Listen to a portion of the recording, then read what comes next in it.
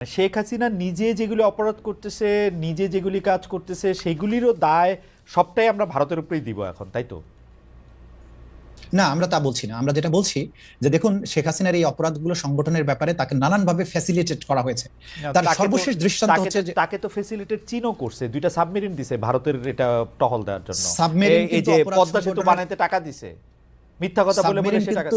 হ্যাঁ, সাবমেরিন কিন্তু কোনো ক্রাইমস এগেইনস্ট হিউম্যানিটি সংগঠনের কাজে ব্যবহৃত হয়নি। এবং পদ্মা সেতুতে সে ঋণ যেটা দিয়েছে সেটা দিয়ে বাংলাদেশের ইনফ্রাস্ট্রাকচার ডেভেলপমেন্ট হচ্ছে, যদিও সেখানে দুর্নীতি হয়েছে। আমি বলতেছি কিন্তু ধরেন একটা গুমের ক্ষেত্রে যখন সাহায্য করবে, যখন সীমান্ত খালি করে বাংলাদেশের জনগণের উপরে আঘাত করো, তোমার সৈনিককে নিয়ে সীমান্ত খালি করে দাও, এই ধরনের সম্পৃক্ততা এক জিনিস নয়। সেটা তো আপনি বলতেছেন, মানে এটা তো আপনার বলা, মানে আমি তো আর এটার ফ্যাক্টটা আমি জানি না।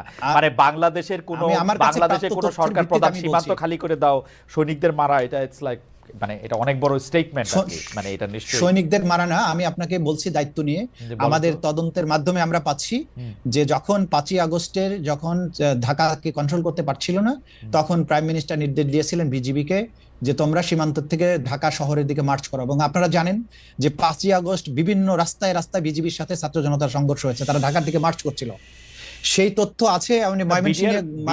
বিডিআর নিয়োগ করতে হলে তো সীমানা থেকেই নিতে হবে, আর কোথাও থেকে তো নিয়োগ করার উপায় নাই, মানে বিজিবিকে নিয়োগ করা। তাহলে সীমান্তকে অরক্ষিত রেখে আপনি সৈনিকদেরকে ঢাকার দিকে মার্চ করতে বলা, এবং সেক্ষেত্রে আবার যখন বলা হয়েছে যে আমি যেটা করব, তো তাহলে তো সীমান্ত অরক্ষিত হয়ে যাবে। তখন তিনি যে অ্যান্সার গুলো দিয়েছেন, যেগুলোর প্রমাণ আমরা পেয়ে গেছি আমাদের হাতে, তো এগুলোর থেকে এগুলো অনেক বেশি সত্য কথা, কিন্তু ইট ইজ রিয়ালিটি। ওকে, ঠিক আছে, আমি মেনে নিলাম। এমনিতেই লোকে বলতেছে যে আমি আওয়ামী লীগের প্রেসিডিয়ামের সদস্য কিনা, কেন তো আওয়ামী লীগের হয়ে কথা বলতেছি যে ভাই। আচ্ছা, যাই হোক, প্রেসিডিয়াম কিন্তু ফাঁকা আছে, আপনি চাইলে হয়ে যেতে পারেন। এই ফাঁকা হয়ে যেতে পারে না, আপনার ধারণা যে আমি খালি ফাঁকা হইলেই সেই জায়গায় গিয়া বসি, ব্যাপারটা এরকম না কিন্তু তাজুল ভাই।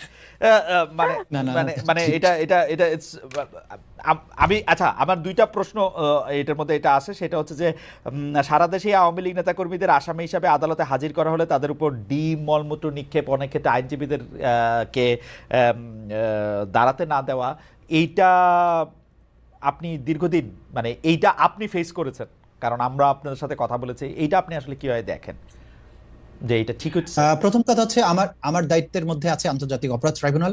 এখানে আপনারা দেখেছেন যে তাদেরকে কোনো হাত করা পড়ানো হয় না, তারা খুব পিসফুলি এখানে আসেন এবং তারা হাত নাড়েন, তারা দোয়া চেয়েছেন, তারা হাসি মুখে কথা বলেছেন। এটার জন্য আমাদেরকে ক্রিটিসাইজ করা হচ্ছে যে তোমাদের আগের সব আলেম ওলামাদেরকে হ্যান্ড ক্যাপ পরানো হয়েছে, তোমাদের এখানে আপনাদের সাথে আওয়ামী লীগের ভালোবাসা বেশি, তাজুল ভাইয়ের সাথে আওয়ামী লীগের ভালোবাসা বেশি। হ্যাঁ, এই জাতীয় কথা বলা হচ্ছে। তো এটা যেটা জজ কোর্টে প্রথম দিকে ধরেন যখন ম্যাজিস্ট্রেট কোর্টগুলোতে তাদেরকে হাজির করা হয়েছে, তখন জাস্ট বিপ্লবের পর একটা তখন একটা ট্রমার থেকে বেরিয়ে আসা, এবং মানুষ তখন অনেক বেশি উত্তেজিত, শহীদদের রক্ত তখনও শুকায় নাই, মানুষ আহত, তখন একটা ইমোশনের ভিত্তিতে যেগুলো হয়েছে সেগুলো অনাকাঙ্ক্ষিত, এগুলো আদালত অঙ্গনে হতে দেওয়া উচিত নয়। তবে এটা কিন্তু এখন বন্ধ হয়ে গেছে, এবং আমরা কেউই চাইবো না যে এই ধরনের পরিবেশ অন্তত আদালতে হোক। আচ্ছা, জয় বাংলা এখন জাতীয় স্লোগান না, কিন্তু এই স্লোগান নিষিদ্ধও না, কিন্তু আমাদের কাছে খবরগুলো এরকম আসতেছে যে জয় বাংলা স্লোগান দিতে গেলে আক্রমণের মুখে পড়তেছে। জয় বাংলা স্লোগান দেওয়ায় বা লেখার কারণে চাঁপাইনবাবগঞ্জে ছাত্রলীগের 2জন কর্মীকে হত্যা করা হয়েছে। মানে সিরিয়াসলি এরকম ঘটনা ঘটতেছে আসলে তাজুল ভাই? আমার জানা নেই, তবে জয় বাংলা স্লোগানকে যেভাবে অপব্যবহার করা হয়েছে, প্রত্যেকটা অপকর্মের সাথে, হত্যাকাণ্ড, দুর্নীতি করতে গিয়ে জয় বাংলা স্লোগান দিয়েছে, মানুষ মারতে গিয়ে জয় বাংলা স্লোগান দিয়েছে, ব্যালট বাক্স ছিনতাই করতে গিয়ে জয় বাংলা স্লোগান দিয়েছে। এইভাবে যখন একটা অপরাধের স্লোগান হয়েছে, যখনই সে ধরা পড়তে গেছে তখন সে জয় বাংলা বলে ফেলেছে। কারণ হচ্ছে যে কারণ এই জয় বাংলা বলতে গেলে তো আর আওয়ামী লীগের সার্টিফিকেট লাগে না, এটা তো আমিও বলতে পারি, আপনিও বলতে পারেন, তাই না? মুশকিল আসানের যে স্লোগান, এখন যখনই এই স্লোগানটা 16 বছর ধরে একটা অপরাধ সংগঠনের হাতিয়ার হিসেবে ব্যবহৃত হয়েছে, মানুষ কিন্তু যখনই এখন কেউ আরেকবার জয় বাংলা বলার চেষ্টা করে, তখন জয় বাংলা স্লোগানটা তার শত্রু না, তার পেছনের যে মানুষটার অপরাধী মানসিকতা, তাকে কিন্তু মানুষ আক্রমণ করে। সুতরাং জয় বাংলাকে দোষ দিয়েন না, দোষ দিতে হবে আসলে তার পেছনের মানুষটা, যে এই স্লোগানটাকে অপব্যবহার করে অপকর্মগুলো করেছে। সুতরাং বাংলাদেশে এই পরিস্থিতিটা আরো কিছুদিন থাকবে। আমার মনে হয় যে এই জয় বাংলা স্লোগানে যদি কোনো সমস্যা না থাকে, এটা ঠিক হয়ে যেত আপনারা যদি জয় বাংলা স্লোগান দিতে শুরু করতেন, তাইলে যেহেতু এটা আমাদের মুক্তিযুদ্ধের স্লোগান, এটা তো দেয়াই যেতে পারে, কিন্তু যেহেতু এটা আওয়ামী লীগেরই দেওয়ার জন্য আপনারা এটা রাইখা দিচ্ছেন, তাতে ঝামেলা হয় কিনা।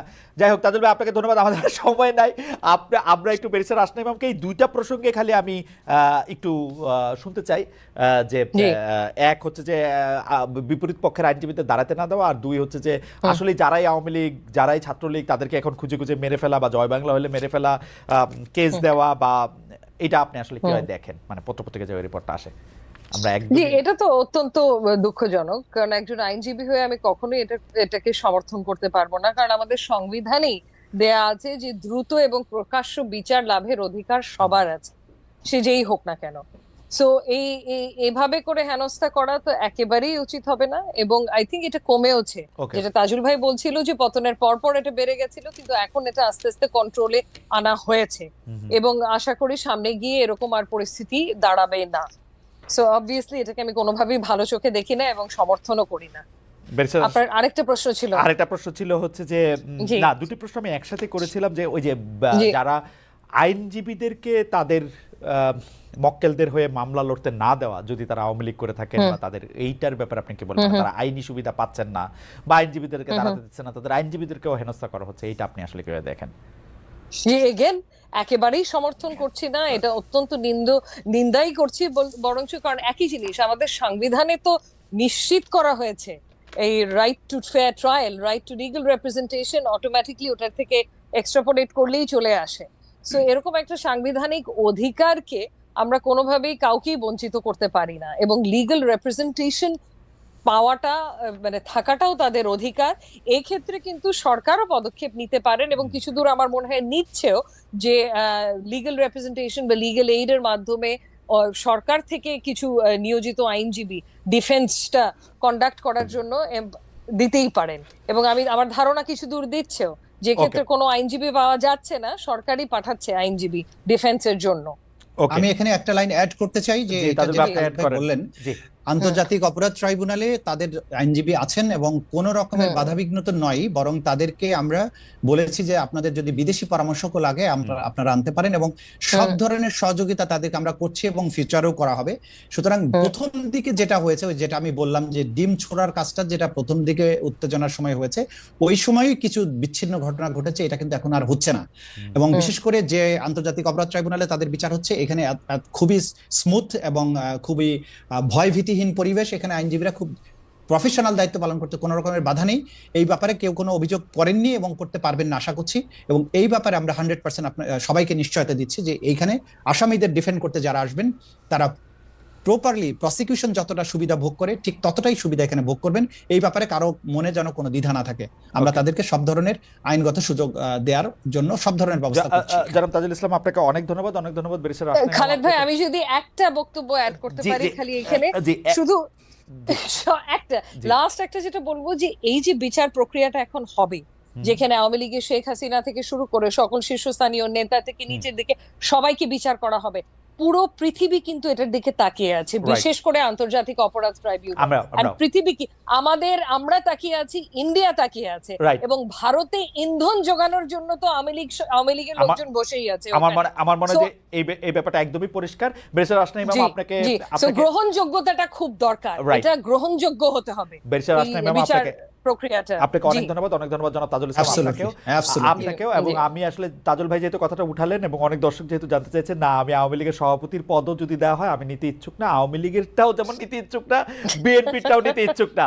তাজুল ভাই বাংলাদেশের প্রেসিডেন্ট হন, রাসনা ইমাম প্রধানমন্ত্রী হন, আপনাদের জন্য অনেক শুভেচ্ছা থাকলো।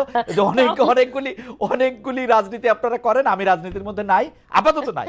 আপনাদের সবাইকে অনেক অনেক অনেক ধন্যবাদ। ধন্যবাদ জনাব তাজুল ইসলাম, ধন্যবাদ বেরিস্টার রাসনা ইমাম। আপনাকেও ধন্যবাদ খালেদ ভাই। ধন্যবাদ।